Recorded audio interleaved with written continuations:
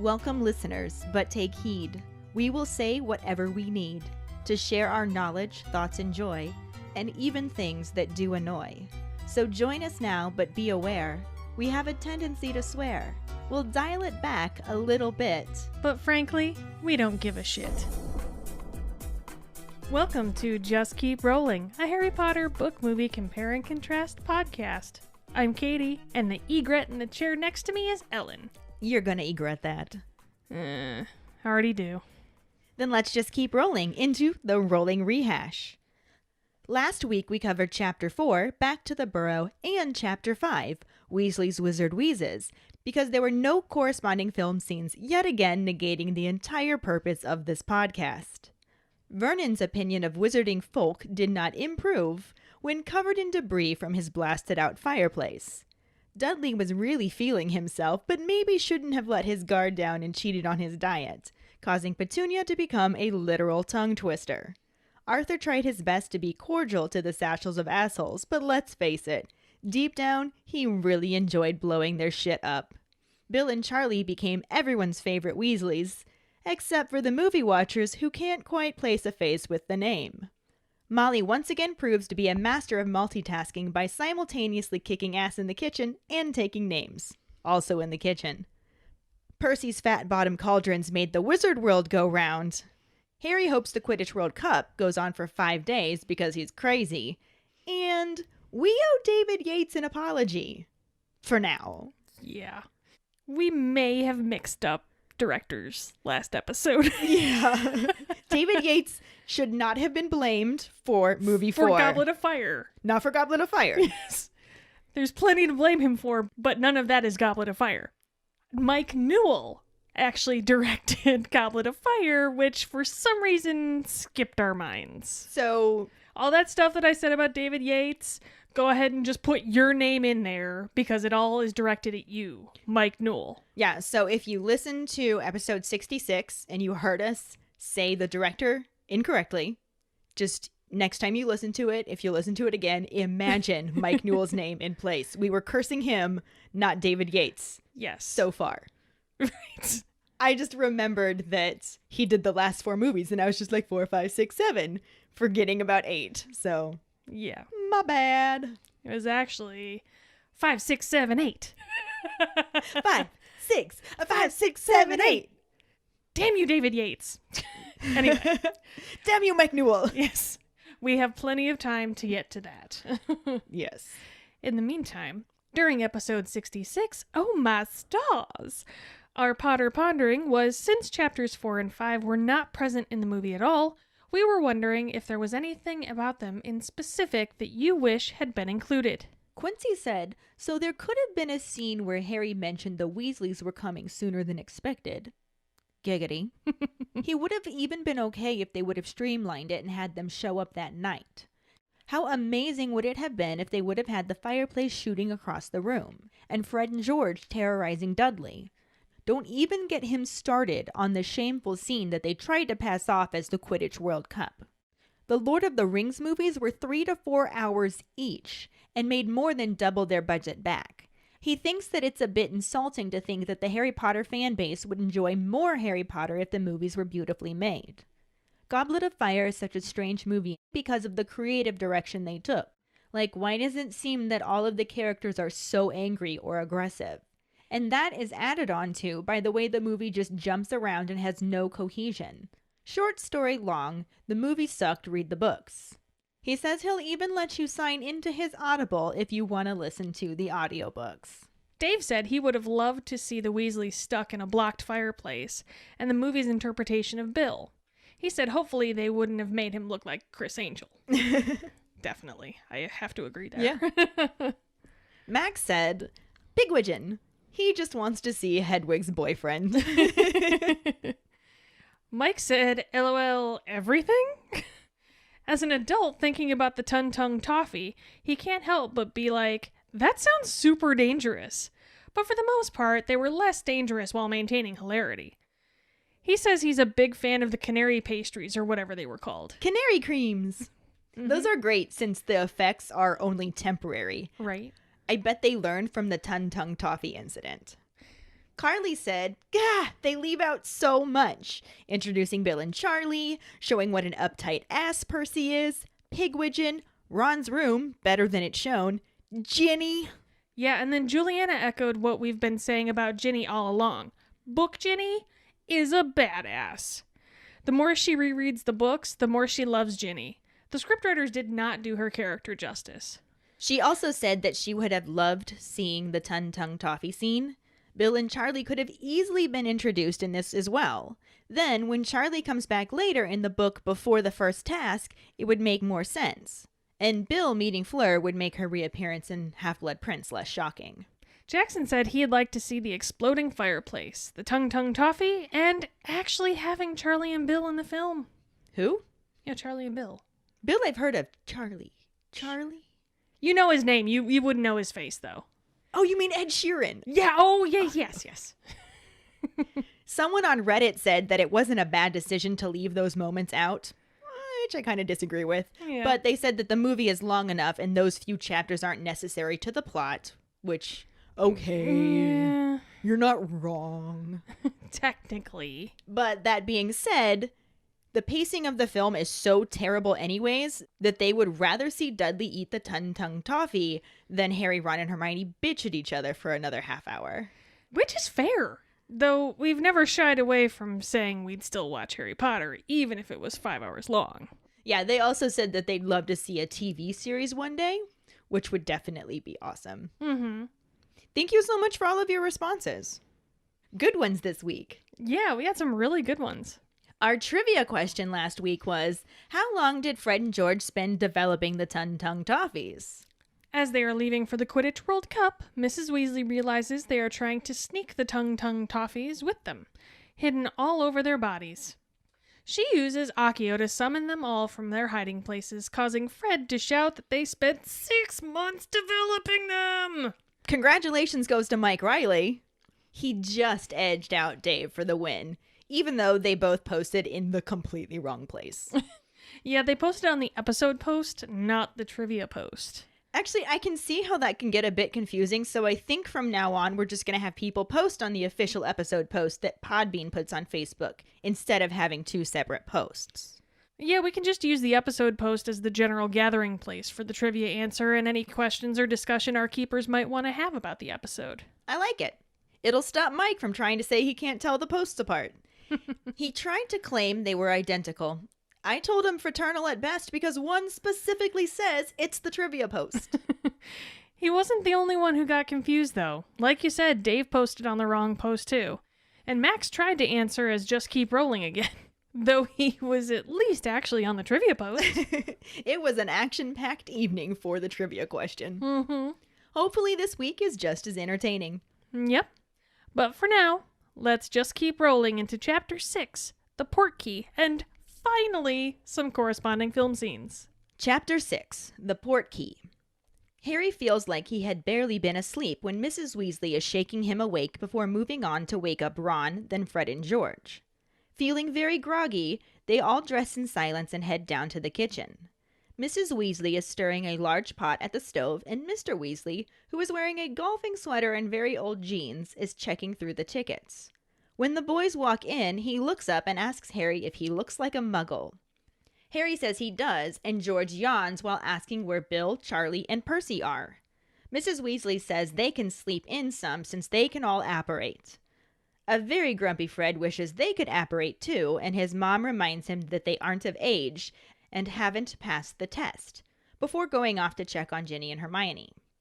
Harry asks about the apparition test, and Mr. Weasley explains that apparition isn't easy and can sometimes go wrong, like with the people who splinched themselves. Everyone winces except Harry, who has to ask what splinching is. Mr. Weasley tells him that they left half of themselves behind and were stuck until the accidental magic reversal squad sorted them out. It meant a fair bit of paperwork, especially since Muggles spotted the body parts left behind. This makes Harry imagine a pair of legs and an eyeball lying abandoned at Privet Drive, and he wonders if they were okay. They were, though they got a heavy fine and probably won't try it again anytime soon. It's not something to mess around with, and even a lot of adult wizards prefer brooms. They continue talking about Bill, Charlie, and Percy taking the test, and are then joined by Hermione and Ginny, who is also wondering why they have to be up so early. Mr. Weasley says they have a bit of a walk, and as he explains the difficulty of organizing the gathering of large groups of wizards without attracting Muggle attention, Mrs. Weasley yells at George, demanding to know what's in his pocket. George innocently says nothing, but his mother doesn't believe him, and she starts pointing her wand at his pockets, repeatedly saying Accio, and causing all of the Tung toffees that the twins were trying to smuggle out of the house to go flying out of various hiding places in their clothes. Fred shouts that they spent 6 months developing those, and Mrs. Weasley shrieks back that it's no wonder they didn't get more OWLs. This left for a very tense departure, as both Mrs. Weasley and the twins are glowering. Fred and George walk away without saying anything to their mom, and she says for everyone to have a lovely time, but yells "behave yourself" at the twins' backs. It's still dark out, and Harry speeds up to walk by Mr. Weasley so he can ask more about how they organized the event without Muggles noticing. It's a logistical nightmare that involves finding a location big enough that can be set up with anti-Muggle precautions. Then they have to stagger arrivals starting weeks in advance. Some use Muggle transport, some apparate, and the rest use Portkeys at a prearranged time. 200 Portkeys have been placed strategically around Britain, and they are headed to the nearest one at the top of Stoat's Head Hill. Harry wants to know what kind of objects are Portkeys, and learns that they can be anything, and are usually things Muggles would think are just trash, so they don't pick them up. They continue walking and begin to climb Stoat's Head Hill, which is quite a feat. When they reach the top, Hermione clutching a stitch in her side, they start looking around for the Portkey. After a couple of minutes, a voice calls out to Arthur, saying that they've got it. Mr. Weasley greets a man, who is holding an old boot, as Amos, and introduces him to everyone else as Amos Diggory, saying he works for the Department for the Regulation and Control of Magical Creatures.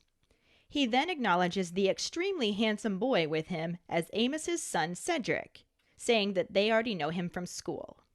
Cedric says hi, and everyone says hi back, except Fred and George, who still haven't forgiven him for beating Gryffindor in Quidditch last year. Amos and Arthur talk about their walks and the cost of the tickets. Amos says he got off easy and wonders if all of the kids are Arthur's. Mr. Weasley tells him that his are the redheads and introduces Hermione and Harry as Ron's friends. Mr. Diggory recognizes Harry as Harry Potter and brings up the fact that his son beat Harry Potter in Quidditch. Cedric mutters that Harry fell off his broom, and Amos continues to brag about his son, who didn't fall off his broom. Mr. Weasley looks at his watch and changes the subject, saying it must be nearly time. He confirms that they aren't waiting for anyone else, and then explains to Harry and Hermione that they just need to touch the Portkey. The 9 of them gather around the boot as Harry thinks about how odd the scene would look to any Muggle who happened upon them. Mr. Weasley counts down from 3, and at 1, Harry feels as if a hook jerks him from behind his navel, pulling him forward and off the ground. His finger is stuck to the boot as they speed in a howl of wind and swirling color before slamming into the ground. Harry looks up at Mr. Weasley, Mr. Diggory, and Cedric, who are the only ones still standing, as a voice says, 5:07 from Stoat's Head Hill. The movie scene picks up with Harry reacting to a nightmare as the whistling tea kettle lingers from the previous scene. As Harry thrashes around, a voice says his name and holds a candle over him. The voice says his name again, and Harry awakes with a start and reaches for his glasses as she asks if he is all right. He puts his glasses on, sees Hermione leaning over him, explains that he had a bad dream, and asks her when she got there. She answers, "Just now," and asks about his arrival. Harry explains that he got there the night before, and Hermione moves to wake up Ron, who is very startled to find Hermione in his bedroom and clutches his blanket to his chest as he exclaims, "Bloody hell!" Harry touches his scar and winces in pain as Hermione exasperatedly tells them to get dressed and not to go back to sleep. She tells them that Ron's mom said breakfast is ready, leaves the room, and Ron immediately goes back to sleep. The scene cuts to the Weasleys, Harry, and Hermione leaving the burrow pre-dawn as they make their way up a path and through some trees. Harry asks Ron where they are actually going, and Ron says that he doesn't know before asking his dad. Mr. Weasley answers that he hasn't the foggiest and tells them to keep up. They meet up with a man who greets Arthur and tells him that it's about time. As Ron yawns, Mr. Weasley explains to Amos that some of them had a sleepy start, and then introduces him to everyone else as Amos Diggory. As he is explaining that he works with him at the ministry, a teenage boy drops out of the tree and lands next to him. Mr. Weasley acknowledges him as Cedric and shakes his hand, as Hermione and Ginny exchange a look about the handsome boy. As the group continues their trek through the woods, Mr. Diggory recognizes Harry as Harry Potter, and shakes his hand enthusiastically, telling him that it's a great pleasure. The sun is finally starting to rise as they make their way up a grassy hill and find a lone boot perched at the top. Everyone gathers around, causing Harry to ask why they are all standing around that manky old boot. Fred and George explain that it isn't just any manky old boot, it's a Portkey. Mr. Weasley announces that it is time to go, and Harry confusedly asks what a Portkey is. Everyone is down on their hands and knees, surrounding the boot, except for Harry, who is still extremely bewildered by the situation. As Mr. Diggory counts to 3, Arthur realizes that Harry isn't touching the boot and anxiously says his name, prompting him to get his hand onto the boot just as Amos says 3. The camera switches to an aerial view and begins spiraling as the group are lifted and spun through the air, and then a more abstract transition as they disappear and reappear with some flashing lights. The camera then focuses on their faces as they are flying, and Mr. Weasley encourages the kids to let go. Though Hermione is initially shocked at the idea, they all let go and fall through a magical transport tunnel, with Harry, Ron, Hermione, Ginny, and the Weasley twins hitting the ground hard. They look up and see Mr. Weasley, Mr. Diggory, and Cedric walking through the air and lightly landing on their feet, as Mr. Diggory says he bets that cleared their sinuses. So this time, we actually have corresponding film scenes. Yay, I have something to do. Like you didn't do anything last week or the week before. Yeah. But still. There's obviously details streamlined out and some random details completely changed. But for the most part, this movie stayed relatively similar to the book chapter. Yeah, considering that we haven't even had movie sections for the last 4 chapters, it's already a huge improvement. Yeah. So in the book, it's still dark outside, and Harry feels like he's just fallen asleep when Mrs. Weasley comes to wake up Ron, Fred, George, and himself. Mm-hmm. In the movie, Harry is thrashing around from the nightmare he had back in the first chapter. Remember that? Right? When he is actually woken up by Hermione rather than Mrs. Weasley. He puts his glasses on and sees her leaning over him with a candle, and for the record, waking someone up like that and hovering a candle directly over their head, that's a dick move. I would not react well to being woken up like that. It's a dick move. I mean, first off, because the candle, you can't see past the candle, so you don't know who the fuck is waking you up. Second off, what if wax drips into your eye or something? Fuck that. That sucks. I just don't like it. I don't like it. I understand why they had to do it for the shot, but I don't like it. So there. Dick move. Dick move. But Hermione asks if he is all right, and he explains that it was a bad dream before asking her when she got there. She says just now and asks about his arrival. Harry explains that he got there the night before. This is semi-accurate? Mm-hmm. Since Harry did technically arrive the night before in the book. But it's also wrong. Entirely. Because yes. Hermione had arrived the day before Harry, not super early the morning of. Why would she get there that early? I don't. Right. It's so ridiculous. Especially, she's a Muggle-born. How did she get there that, Yeah. Did her parents drive her all night to get her there at the butt crack of dawn? That just seems very, I don't know, it's stupid. But like you said before, she isn't the one who wakes them up in the book. But in the movie, she just goes into complete bitch mode. It's clearly the crack of dawn, and who wants to be woken up like that? Rude! You know what else is rude? Harry's hair. Oh, God. Harry's hair is a crime against hair follicles. It kills me how bad it is. They should charge him with follicular manslaughter. Oh, my God. I set you up for that, didn't I? Shit. Wow. Bump set Spike.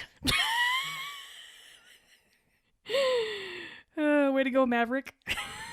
Thanks, Goose. Also, I know this is going to come as a complete shock to you, but I don't like Emma's acting in this scene. What? I know. You're completely surprised because I've been so positive about her up to now. Right? Is it her eyebrows or the fact that she's just super bitchy? I mean, she must not be a morning person. Those fucking eyebrows. I feel really bad with how harsh I am on Emma, but she gets better. Does she? We're in the 4th movie and you haven't been nice yet. She gets better. She does. It's just I'm very critical. I'm also not the biggest book Hermione fan either, though, so it doesn't help. Finish reading Sarah's book. It might change your perspective. I know. I really need to get that started. But while we're on this scene, though, I also don't like how Ron covers himself like he's a fucking scandalized Southern belle and Hermione is an unexpected man in her chambers. How dare you, sir? Oh, my stars! Oh, goodness. A man! I'm scandalized. Yeah, I don't like it. It's pretty dramatic. Don't like it. Harry touches his scar and winces in pain, which is the only clue we got that Harry's scar hurt after the dream. At least they included it, I guess. Barely, if at all, but yes. Yeah. There's a bit more bitching from Hermione, which ends in an, and don't go back to sleep. And Ron, predictably, goes back to sleep. What? Sure. Which is not how it happened in the book. What? In the book, they're half awake, but they do get dressed and, disheveled and yawning, head down to the kitchen. Mrs. Weasley is stirring a pot on the stove, and Mr. Weasley is checking their tickets, dressed in a golf sweater and oversized jeans. He asked Harry if he looks like a muggle since they're supposed to be incognito, and Harry says he looks very good. George asks through a yawn where Bill, Charlie, and Percy are, and Mrs. Weasley says they are apparating and can sleep in while she ladles out porridge for them. And apparently Bill, Charlie, and Percy just sleep straight through the entire World Cup because they never show up in the movie. At all. Not even a bit. Who? Also, we never even get to see Mrs. Weasley. I can't joke about that one. No. I'm a little bummed. Right. A little pissed. No. Harry knows that apparating is disappearing from one place and reappearing almost instantly in another place, and that it's very difficult. Fred asks why they can't apparate too, and Mrs. Weasley tells them that they aren't of age and haven't passed their test. Harry hadn't known about the test, so he asked about it. I mean, it kind of reminds me of a driver's test. Yeah, I like that parallel there. Yeah. When they're of age, they can take the driver's test, except it's the apparition test. Except they can, leave half of their body behind if they fuck it up. I mean, do you want to get morbid? Because... Well, no. We're gonna... Anyway, let's keep rolling. Mr. Weasley tells him that the Department of Magical Transportation had to fine a couple for apparating without a license. It's very difficult and can lead to nasty complications. The couple that he was talking about got splinched. Everybody winces except for Harry, who has to ask what that means. To be fair, that just sounds like a gross word. It sounds bad. Like, I wouldn't... Even not knowing what that means, if you see everybody wince, like, it must be bad, obviously. I mean, even not seeing people wince, I'm still like, splinch, that just sounds gross.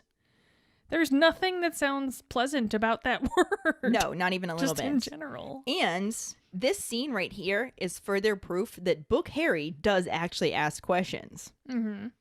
Although Movie Harry asks more questions too, they just don't get answered. Yeah. They're just kind of like, meh, whatever. And Mr. Weasley actually does answer all of Harry's questions. He explains that splinching means they left half of themselves behind, and they had to wait for the accidental magic reversal squad to come and put them back together. He also included that it was a lot of paperwork because some muggles saw them, or at least the parts of them. Awkward. Right? And that makes Harry imagine bits of body parts lying around on Privet Drive. Just like a leg here and an eyeball there. That wouldn't piss off the Dursleys at all. That's not abnormal in any way, shape, or form. It's super abnormal. Yeah, that's the idea. But Harry's reaction is to ask if they're okay. Sure. He's a nice kid. Sure. He's like, considerate. Mm-hmm. Mr. Weasley says that they are, aside from the heavy fine. And he reiterates again how difficult apparition is. Even tells them that many adult wizards don't even bother with it and prefer the slower, safer method of traveling by brooms. I kind of wonder, maybe this should be our Potter Pondering, but what do you think our keepers would prefer to travel by. Because we got flue powder and Portkeys and apparition and broomsticks. Yeah. Or the night bus. There's a number of different ways to travel. I wonder what the preference would be. I don't know. What's your preference? I think I'd like to be able to apparate. Mm-hmm. That's kind of me too. Like, because, you know, flue powder is messy. Yeah. You get all sooty from the fireplaces and everything. Broomsticks, I imagine splinters would be a worry. Blisters, splinters. Just the general uncomfortableness, I would think. Getting cold. Yeah, there's that too. I mean, it would be fun. It would be fun to have that feeling of flying through the air, but I wouldn't want to do it all the time. Yeah. I was like, I really like the idea of having a Vespa, but then I really like my car that has 4 windows and heat and air conditioning in the summer. Exactly. My thing with it is, with apparition, you only have to rely on yourself. You don't have to buy more flue powder. You don't have to own a broom. You don't have to go hunt out a Portkey. Yeah. If you learn how to apparate, you can just go. Yeah. It just sounds better to me. I don't know. But yeah, I want to know what the keepers think, because it's a very interesting question. So I like that for the Potter Pondering. Cool. For sure. Works for me. Anyway, Fred says that Charlie failed his test the first time, and Percy only passed his 2 weeks ago, and he's been apparating downstairs every day just to show off. I mean, I would too. Oh, yeah. If I'm being honest. That's like when you first get your driver's license and you're like, I need to go somewhere. Can I go somewhere? You're like asking your mom, can I go to the store for you? Right. Do you need anything from Do you the want store? me to pick up my little brother? Yeah. Do you want me to go do something for you? Like, can I go pay a bill or something for you? Like, anything. I just want to drive. Yeah. I'm allowed to do it without you in the car now. Yeah. Exactly. While this conversation is going on, a groggy Hermione and Jenny enter the kitchen, and Jenny asks why they have to be up so early. Mr. Weasley says they have a bit of a walk, and Harry asks if they're walking to the World Cup, which they're not. Yeah. Mr. Weasley explains that it's hard for large groups of wizards to gather without muggles noticing, and they have to be careful about traveling. This is obviously different from how the movie had it, since the girls seem to have a harder time getting down to breakfast than the boys did. Instead of a bright-eyed and bushy-tailed Hermione playing bitchy alarm clock. Yeah. But as Mr. Weasley is explaining that traveling for the Quidditch World Cup is extra tricky, he's interrupted by Mrs. Weasley shouting at George, demanding to know what is in his pockets. George acts innocent and says, "Nothing." Mrs. Weasley tells him not to lie and pulls out her wand and magically summons the handful of Tung-Tung toffees from his pocket. Which is yet another moment I wish we could have seen. Oh, for serious. Just makes me angry that we didn't. Yeah. I'm just angry. So much drama. Mm-hmm. She yells that they were supposed to destroy everything and tells them to empty their pockets. The twins had been trying to smuggle as many of the toffees out as possible, and Mrs. Weasley has to shout Axio repeatedly to find them all. Or Accio. Or Osseo. I know the movies say Accio. Accio. And the audiobook says Osseo, but I always read it as Axio, like accident with the double C. So. Yeah, when you explained that to me a while ago, and I was like, that actually does make sense. It just doesn't have a good mouthfeel to me, which is weird. But well, when you're used to hearing it a certain way, too. I've been reading it that way for so long that that's what I'm used to. That's what I say. I think I used to say Accio before the movies came out. And then I heard them say Accio, and I was like, okay, fine. Similar. Yeah. But anyway, Fred and George wail that it had taken them 6 months to develop the candy. Which was our trivia question. Yep. Mrs. Weasley responds by telling them it's no wonder they didn't get more OWLs, and she's still angry when the group departs. She does tell everyone to have a lovely time, and then she adds on for the twins to behave themselves, though they don't even look back at her. She tells Mr. Weasley that she will send the others around midday, and he, Ron, Harry, Hermione, and Ginny set off into the dark after the twins. Let's see. How much of this happened in the movie? Oh, yeah, none of it. None of this happened in the movie. What? It just cut from Ron going back to sleep to the Weasleys, Harry, and Hermione leaving the burrow, pre-dawn, hiking to the woods. Harry asks Ron where they are actually going, and Ron says that he doesn't know before asking his dad. Where are we going? I don't know. Just keep rolling. Just keep rolling. Just keep up. In the book, we get some of Harry's inner monologue as he imagines thousands of wizards heading for the Quidditch World Cup and catches up to Mr. Weasley so he can keep asking questions about how everyone gets there without the muggles noticing. Mr. Weasley tells him that organizing the Cup was a huge problem between the hundreds of thousands of wizards who attend the World Cup and not having a space large enough to accommodate such a big group.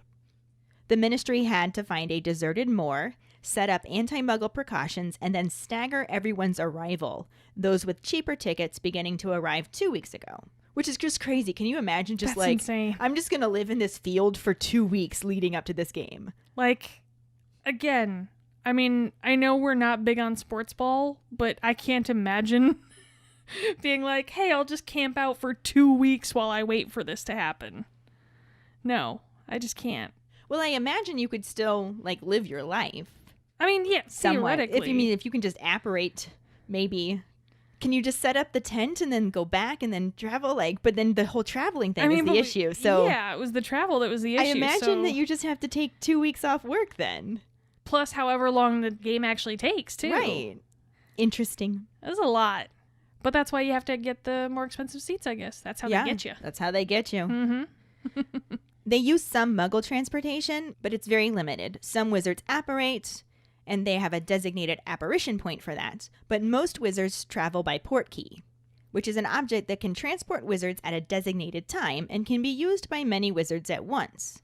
There's about 200 Portkeys around Britain, and they're walking to the one on the hill beyond the village of Ottery St. Catchpole. Harry asks what kind of objects the Portkeys are, and Mr. Weasley tells him that they can be anything that the Muggles will probably think is litter and just leave alone. But in the movie, they just walk a bit and meet up with a man who greets Arthur and tells him that it's about time. As Ron yawns, Mr. Weasley explains to Amos that some of them had a sleepy start, and then introduces him to everyone else as Amos Diggory. In the book, they walk a lot, though it's down the lane of a village rather than through the woods. Mr. Weasley keeps checking his watch as they make their way up the side of a hill. Harry's legs start to seize up when he finally reaches the top of the hill, and Mr. Weasley exclaims that they made good time and had 10 minutes left to look for the Portkey. They spread out to look for it, and after a moment, somebody shouts to Arthur that they have it and to come over. And this is where they meet up with Amos Diggory in the book, who's holding an old, moldy-looking boot. Ew. Manky old boot. Yeah. Mr. Weasley introduces him and says he works in the Department for the Regulation and Control of Magical Creatures.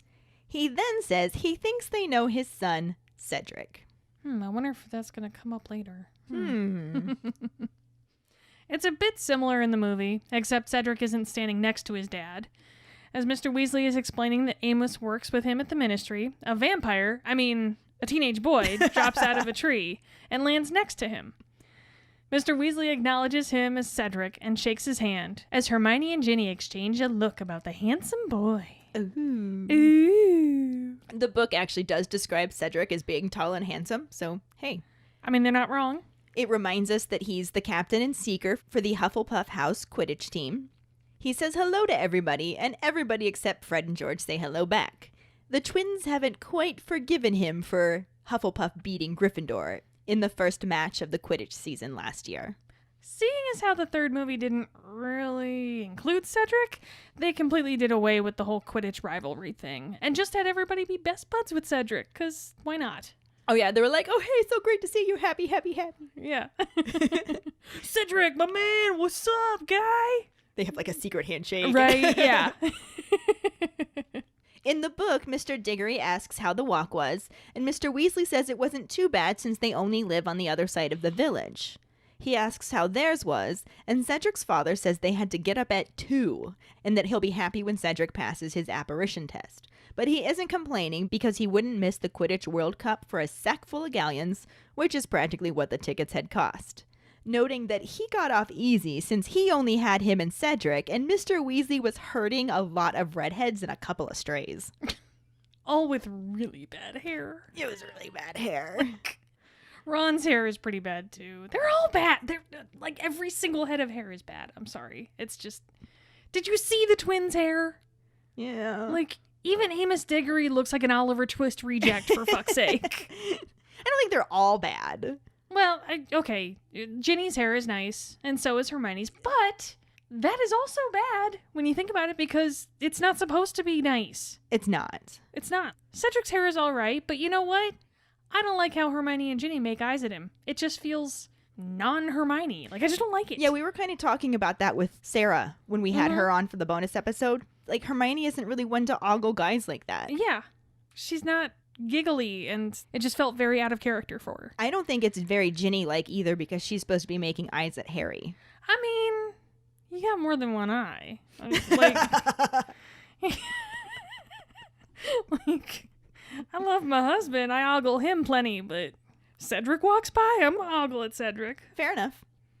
In the book, Mr. Weasley introduces everyone, and Mr. Diggory asks, Harry Potter? Harry says yeah, and is uncomfortable, as always, as Mr. Diggory's eyes move immediately to the lightning bolt scar on his forehead. Amos Diggory says that his son has talked about him before, and he told him that beating Harry Potter in a Quidditch match could be a story for the grandchildren. Harry doesn't know what to say and stays quiet. Fred and George are scowling again, and Cedric looks embarrassed. He tries to tell his father that Harry had fallen off his broom, and Mr. Diggory laughs and says that he didn't fall off his broom. It doesn't take a genius to know that the better flyer is the one who doesn't fall off his broom. Mr. Weasley changes the subject by pulling out his watch and asking if they're waiting for anyone else because it's almost time. Yeah, that's not how it happened in the movie. Not even remotely. Not even kinda. Not even like a little bit. After Mr. Weasley introduces the Diggorys, they just keep walking, and as Harry walks past Mr. Diggory, he recognizes Harry as Harry Potter and shakes his hand enthusiastically, telling him that it's a great pleasure. And that was it. That was totally it. Which, I mean, I kind of like it a little bit better the way they did it in the movie, because I kind of hate Amos Diggory in the book. Like, you're kind of like, why were you bringing this up? Why are you being a dick right now, guy? Like, I mean, he's only being a dick to Harry. He's proud of his son. I know he's just being a dick to Harry, but it's Harry. I'm gonna be protective. Don't be a dick to Harry. He could have died after falling off his broom, and you're just like gonna sit there and gloat because your son didn't. Yeah. Come on, man. Don't be a dick. Yeah, Mr. Diggory in the movie was definitely more likable, and I'm sure we'll end up talking more about this later on. It's just kind of annoying that it was inaccurate. Yeah. Like, they just completely changed his character. I agree. But since nobody else is joining them, Mr. Weasley tells them to get ready. They just need to touch the Portkey, and the 9 of them crowd around the old boot that Mr. Diggory is holding. In the movie, they have to continue their trek because Mr. Diggory did not already have the boot like in the book. The sun is finally starting to rise, and they make their way up a grassy hill where they find a lone boot perched at the top. It was a very cinematic presentation of the manky old boot. Mm-hmm. Yes. With the zoom in and the sun rising in the background. It looked very It beautiful. was beautiful. For sure. Beautiful manky old boot. Beautiful, disgusting ass boot. Mm-hmm. Since the movie didn't have any of the exposition about Portkeys between Harry and Mr. Weasley like in the book, all we get is Harry asking why everyone is standing around that manky old boot, and Fred and George explaining that it's a Portkey. Harry asks what a Portkey is, and no one bothers to answer him, because why would you do that? Why? Why would you help out the person who's never seen a Portkey before? That's just silly. I mean, they're way too busy with their manky old boot. I mean, exactly. Everyone is down on their hands and their knees, getting busy with the boot. Wait, no. Not that. They all just have a hand on the boot. I touched the boot. That's not helping, Ellen. Everyone is touching the Portkey, except for Harry, who is still extremely bewildered by the situation. And I love how he's choosing now to question it. Like, literally everyone, even Hermione, is touching the boot. But he's like, wait, what? But as Mr. Diggory counts to 3, Arthur realizes that Harry still isn't touching the boot and calls his name. Harry manages to get his hand on it just in time. Well, that's not how it happened in the book, since Harry got to ask Mr. Weasley all about Portkeys on their walk. Though they do all gather around and touch the boot. As they wait, Harry wonders how odd they would look if a muggle walked by. And a super minor difference here is that it's Mr. Weasley counting in the book, and he begins counting down from 3, not like how the movie had Mr. Diggory start at 1. Oh my god, how dare they? Movie ruined. Fuck this. Damn you, Mike Newell. Newell! But then, as soon as he reaches 1, Harry feels like he's been hooked behind his navel and is lifted off the ground, speeding forward and banging into the people next to him, their fingers magically stuck to the boot. The next moment, Harry slams into the ground and Ron falls into him. I actually liked how the movie did the Portkey, though. It wasn't quite how I imagined it from the description in the book, but I still liked it. We get that aerial view as the group begins to spiral before being lifted into the air. Yeah, I liked it too, though it did last longer than I imagined it would have. I expected it to be more of a disappear, reappear type thing, but the movie showed us the more abstracted actual traveling through some kind of wormhole. I like it better than just disappear, reappear. Like, it added more drama. Yeah, I guess. the movies do that from time to time. Occasionally, when they feel like it. Then the camera focuses on their faces midair, and Mr. Weasley tells them to let go. Hermione says, "What?" But they all let go, because, sure. I don't understand why we're touching a boot, but I'll do it. I don't understand why we're letting go of the boot, but I'll do it. Like, right? The Weasleys have not killed Harry yet, so sure. I mean... But they all let go and fall through that wormhole thing. And like in the book, Harry, Ron, Hermione, Ginny, and the Weasley twins hit the ground hard. Hard.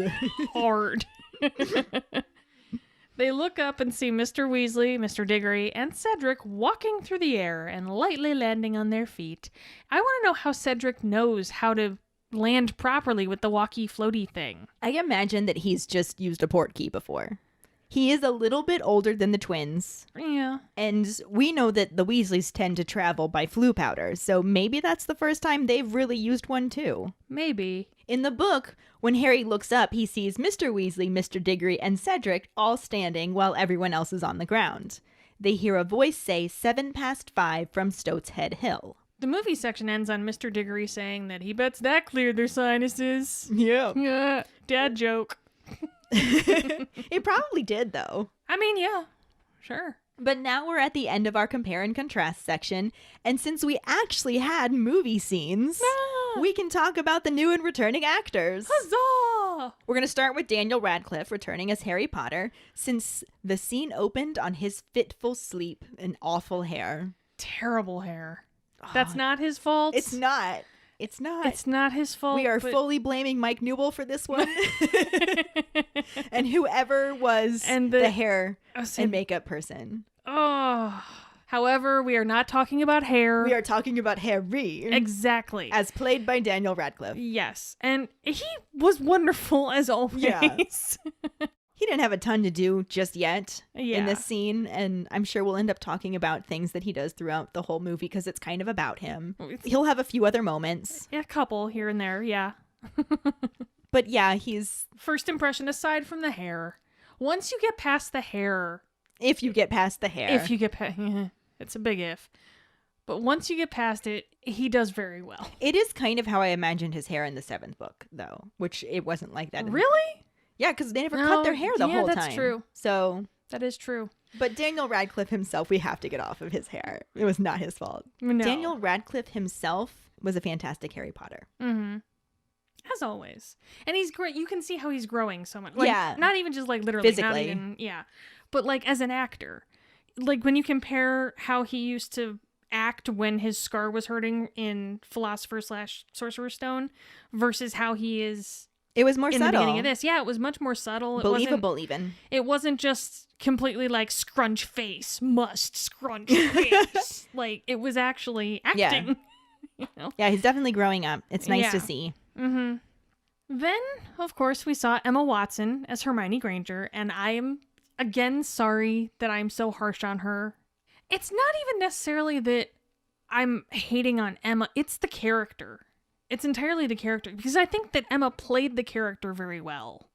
I just don't like Hermione. It's something that we were talking about with Sarah as well, about when she rewrote the first story from Hermione's perspective, like, why does Hermione talk so much? She gave her an anxiety issue. Yeah. And Hermione in the movie is just a bitch and a bossy know-it-all. Yeah. And I don't think that's what she was in the book. But I also think that's how they directed her. Yeah. Oh, yeah. I think they directed Emma to be that bossy know-it-all. Mm-hmm. And it didn't always translate very well or make her a sympathetic character when she was. It didn't. Like I said, I love her come, the 7th and 8th movies, right in time for them to be over. I mean, it's just, she just comes off as just such a bitch. I think she has some really wonderful moments throughout all of them. Yeah. And we watch her grow up with the role as well. Mm-hmm. Like, you can see Hermione in her. You know yeah. what I mean? Like, she's very synonymous with Hermione. But speaking of hair, but hers was way too pretty. It was just sleek and shiny. There was not a single bit of bush to it. Yeah. As usual. I mean, we had this same issue in the last movie. The first two movies, she was like quasi Hermione hair. And now we're just basically going to... We just gave up. Yeah. They're just like, we're just going to make you look pretty as you can. Like... Hollywood. Yeah. Next up, we have Rupert Grint as Ron Weasley, who also has bad hair. Terrible hair. But such bad hair. As much as I don't like his reaction to Hermione's appearance in his bedroom, yeah, I do love how he did it. Mm-hmm. Like, I didn't want that to be the reaction, but I loved how Rupert Grint played it. Yeah. He's so fucking funny. Well, I mean, because more than likely that wasn't his idea. Like, that was scripted. You know what I mean? Probably. And he played it the best way he could for what was written. You know what I mean? He has a real talent for physical comedy. Mm-hmm. And I love that bloody hell is just like his catchphrase. Yeah. I still want to find or make my own montage of like him a montage saying of bloody all the times, hells. Yeah. All of his bloody hells. But yeah, bad hair. Did a great job as Ron Weasley. Bad hair, but wonderful acting. Yep. We love him. We also got to see Mark Williams as Mr. Weasley. Oh. No Molly, but you know what? At least we got Mr. Weasley. At least we did get Mr. Weasley. Because I love Mark Williams. I love it. He makes such a perfect Mr. Weasley. Like, it's just exactly how I imagined him. Right? He's adorable. He makes me happy. Just... He does. I think he does a good job balancing the, like... He's like the mullet of parents. He's the mullet of parents. He's business in the front and party in the back. I think he's kind of party in front. He's like a reverse mullet. He portrays himself as awesome and every now and then is stern. Isn't that a bowl cut? I think it's really long bangs. The undercut, that's it. It's an undercut. Whatever he is, he's wonderful. He is wonderful. You know, I'll take it. We also had James Phelps as Fred Weasley and Oliver Phelps as George Weasley. Which I still feel bad that we, like, lump them together because they are two totally different people, but... They're different people, but let's be honest, they played the same character. Like, half of their lines were delivered together. Yeah. Like, I feel bad, but that doesn't mean we're going to change the way we're doing it. I love those two. I am so unbelievably pissed that we did not get to see... their Tongue Toffees and the way they reacted with that and their fight with Mrs. Weasley over them. Could you just imagine the visual of seeing her Axio all of the toffees from their clothes and their outrage from it? Like the twin tandem talk over that. It'd be so brilliant and we didn't get it and I'm really mad. Yeah? Mm-hmm. You okay? No. Sorry. I will be. Just move on. Okay. Unless you have anything you want to say about Deep them. breaths. I mean, you pretty much summed it up for me. That was pretty much exactly how I was feeling. Maybe a little more chill. Just go with ditto on the calm end. To calm you down, we're going to go ahead and mention Bonnie Wright as Ginny Weasley. You think that's going to calm me down? No. But it'll get you off the topic of the twins. Not because it's Bonnie Wright. I actually love Bonnie Wright. Mm-hmm. I think she makes an adorable Ginny. We don't like how they wrote her. Oh, God. She was such a badass in the books. I know. She could have been awesome. All she got was a little flirty smirk. Mm-hmm. That's all she got. Yeah. There were so many opportunities. And they were just like, nope, you get nothing. You're just the background little sister eventual love interest. Mm-hmm. That is all.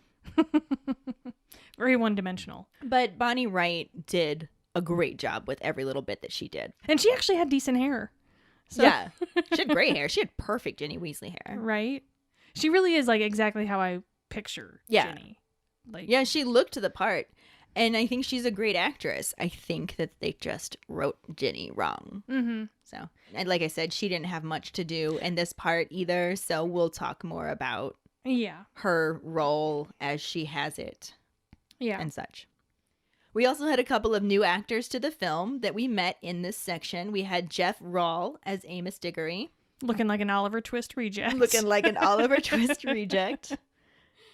But you know what? I know we talked about this earlier and how he was much more unlikable in the book. Mm-hmm. But I liked that I liked him. Yeah. Oh, no. In the movie. You know what I mean? I think he played that really well. But I also think he could have nailed the unlikable. I think he could have, too. Yeah. I will say, though, that later on, and we'll talk more about this then, he has a scene that just breaks my heart every time. I think it was the first time I ever cried during the movies. Yeah. And I don't know that it would have affected us as much had he been an asshole. That's what I kind of keep going back to. I wouldn't have felt the way I felt, if that makes any sense at all. Yeah. But I get it. Had he been the jerk that he was supposed to be from the book. Yeah, I agree. You know. And lastly, Robert Pattinson as Edward Cullen. Oh, I mean, Cedric Diggory, of course. A vampire! Holy shit, a vampire! I think it's disappointing that we didn't get to meet him earlier on. Mm-hmm. Considering everything that happens with him later on, I think it's a shame that we didn't get to know him better. Yeah. So. Yeah. But I thought that he played the role of Cedric that they gave him very well. I think that he's developing into a super talented actor the older that he gets. Oh, yeah. It's been actually amazing watching where he started to what he's doing now. He surprises me. Yeah. Like, he surprises me every role where I'm like, really? He got cast as, like, when he got cast as Batman? Yeah. I was like, but really, though? But Batman? And then I saw previews and I was like, oh. No, he can get it. Yeah. Like, I'm actually really looking forward to that. DC has kind of been disappointing me with their movies. Facts. But this one has a very noir feel to it. Yeah. And that has a lot of potential. So Yeah. I'm hopeful that it'll be good. Mm-hmm. Fingers are crossed. Definitely. Fingers crossed. I think that Robert Pattinson will be good in it because I do think he's a good actor. Yeah. So I think he made a great Cedric Diggory. He did. Well, let's just keep rolling right into our Potter Pondering, which is, do you think you would prefer to travel by broom, flue powder, a portkey, or apparition, and why? And feel free to suggest anything else. Like, Right? we've got our patrons on Discord right now, and Carly suggested a flying carpet. Oh, there you go. Perhaps someone's favorite horsey bird? So yeah, any other thoughts you have, find our Facebook page and share them with us. Mm-hmm. We really look forward to reading them. This will bring us to our sorting hat story, which is from Marissa the Ravenclaw. She writes, "Hi, my name is Marissa, and I'm a Ravenclaw. I think the colors should be blue and bronze, and an eagle. My wand is cherry blossom wood, 10 inches long, and unicorn hair. My Patronus is a dolphin, and I love your podcast." Aw. Yay. I started Harry Potter by hearing the words Harry Potter at a summer camp when I was 9. When I got home from the summer camp, I asked my mom what Harry Potter was, and she read me the first book, chapter by chapter, before I went to bed. Now I have a bookcase full of my Harry Potter collection. Thank you so much for sharing your sorting hat story, Marissa. Mm-hmm. We're so glad that you've been enjoying the podcast, and we totally agree with you about the Ravenclaw colors and mascot. Definitely. I don't know if you had a chance to check out our website, but I've designed some house-themed swag, and the Ravenclaw stuff is absolutely blue and bronze with an eagle. Definitely, yes. As it should be. Yep. And we also agree that everyone should have a bookcase full of Harry Potter. Or 2. Or 2, yeah. Or a 3. room. Or yes. But thanks for sharing your story. If any of you other keepers out there listening would like us to read your sorting hat story on a future episode, you can email it to us at justkeeprolling@gmail.com. Let us know your house, wand, Patronus, how you got into Harry Potter, and anything else that you might want to share with us. Or you can message it to us over social media. True. And that'll bring us to this week's trivia question, which is, why doesn't Perkins use his tent so much anymore? The prize for the first one who responds with the correct answer and the code word #BiggerOnTheInside will get a sticker.